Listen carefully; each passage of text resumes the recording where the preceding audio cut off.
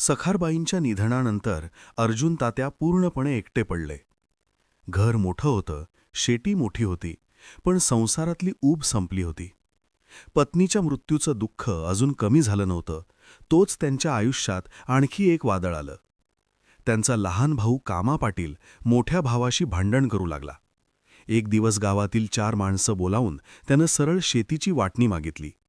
घरात भांडण नको म्हणून अर्जुन तात्यांनी शांतपणे शेतीचा हिस्सा करून दिला. पण वाटणी झाल्यानंतर कामा पाटील हळूहळू दारूच्या आहारी गेला. दिवस असो की रात्र तो सतत दारू पिऊ लागला. गावात लोक बोलू लागले आणि अर्जुन तात्यांची बदनामी होऊ लागली. 2-3 वेळा तर दारू पिण्यावरून अर्जुन तात्यांनी कामा पाटीलवर काठीसुद्धा उगारली होती.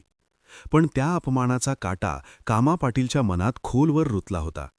तो मनोमन ठरवून बसला होता, एक दिवस मी माझ्या भावाची जिरवेन.